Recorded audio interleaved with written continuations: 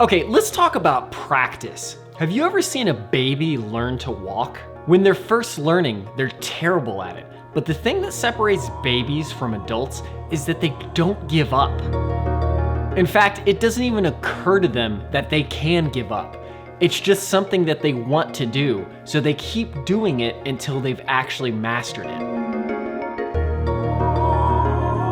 And in real life now, you've gotten so good at it, you don't think of it as a skill that you've learned. You just think of it as something as obvious as being able to see, or being able to taste, or being able to touch. But for a baby, learning to walk is just like learning a new musical instrument for an adult. You can become really proficient at anything. It's just that our definition of what you can become proficient at sometimes just is too narrow. But just anything, moving your arm up and down, that's a skill. Putting your dishes away, that's a skill. How else do you think something like cup stacking could become a sport? And it's very important to remember not to close yourself off to the new possibilities you have. I do not believe for 1 second that you can't teach an old dog new tricks. Maybe dogs, but humans, you can teach them new tricks their entire life. For adults, we have all these things that we want to learn and all these aspirations we have, but we don't stick with any of them for very long. I taught a dance class for a short amount of time for teenage boys, and I was like, let's try learning this one dance move. I don't remember what it's called now, but I showed them how to do it, and then I said, okay, let's try it very slowly and see if we can do it. One of the kids tried for literally maybe 10 seconds. And then he said, this is too hard, let's do something else. That sounds ridiculous, but think about how much time you've actually given something when you've been learning something new. I know for myself personally, when I try to learn certain new things, I just get frustrated and give up, and I say, is this really worth my time to learn it? That's a right triangle, you idiot! Go! But the kind of tragedy of it is that the better you are at something, the more you will enjoy it. There's a learning curve for anything.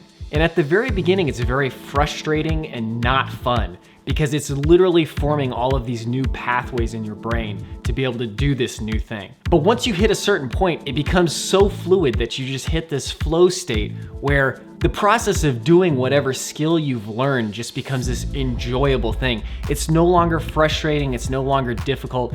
It's just this expression of this new ability that you have. But when you can achieve a high level of mastery at something and then you just get to express that ability, it is one of the greatest feelings in the world. For me, the most recent skill that I've learned and developed is video editing. When I'm editing videos, I don't have to look anything up. I don't have to figure out keyboard shortcuts. It's just this motion of editing, and it all comes at the speed of thought. Like as soon as I can think of something to do, I go and do it. This took years of practice combined with some luck, like the time I found the Freddie Wong video talking about editing at the speed of thought. But that first week or two, when you're learning how to do it and you're adjusting your keyboard shortcuts to make it as efficient as possible, that's not fun. It's just a promise for yourself later on where you can actually take advantage and use what you've developed. And the same goes for anything. Those first hours of practice, they're not fun, they're not easy, they're frustrating, they're hard, but you're doing it for your future self to be able to reap the benefits of what your past self has done.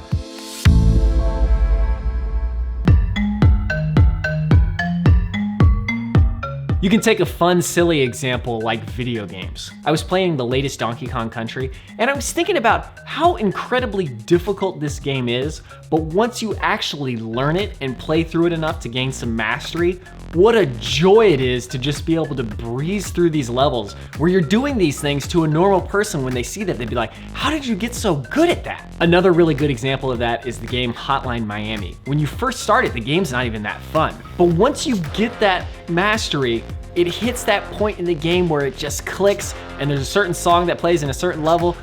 Oh, it is just such an amazing feeling to be able to experience that. There's these guys who do a podcast called The Minimalists, and one of the things that they talk about is drudging through the drudgery, those frustrating parts where you're learning how to do it so you can actually learn what it's all about.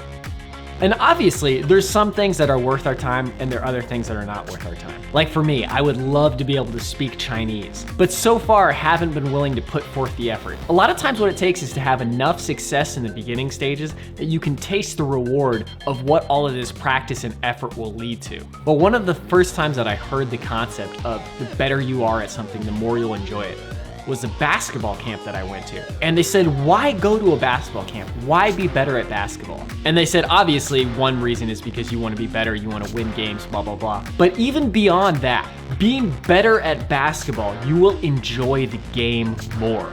And I think that goes for anything. When you are good at something, expressing that skill feels good unto itself. Totally irrespective of any rewards, accolades, or results that you'll get from expressing that skill, just the act of doing it is enjoyable.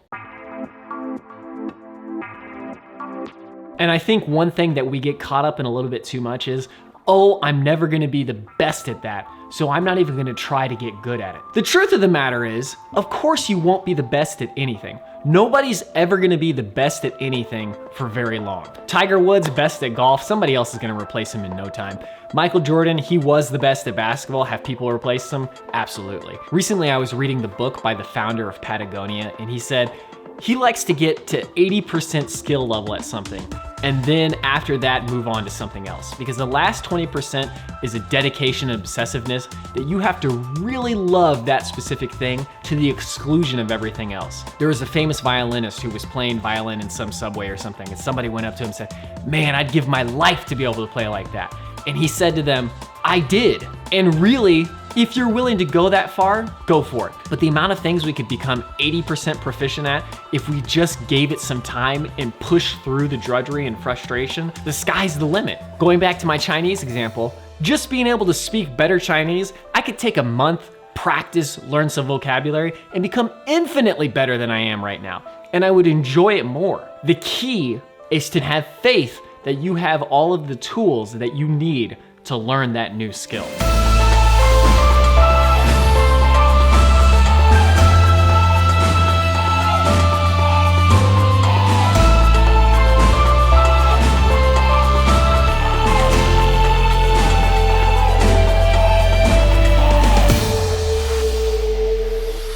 Talent is not already being good at something. Talent is having the drive and the motivation to keep on working on something because you like it that much. If you have talent in basketball, it's not that you're just naturally better at basketball. It's that you have the desire to be better at basketball and you like it so much that you're always playing it and you're always gonna get better at it. The reason that I can edit videos is because for some reason, it's always fascinated me. The first video I ever made was in 9th grade.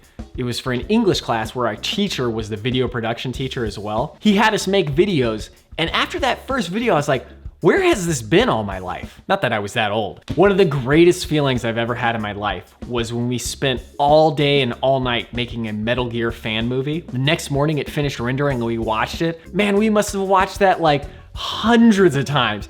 And just the feeling of having completed it was just, it was incredible. But ever since then, the desire to make videos, that's not that I'm talented at it. It's just that I like doing it. So I've practiced it more and I've gotten better at it. It's just about a willingness to actually drudge through that frustrating beginning portion. You're not clumsy, you're not bad at math, you're not this, you're not that. You just haven't been willing to drudge through the frustrating beginning portion to actually become good at what you want to be good at. At least that's my experience.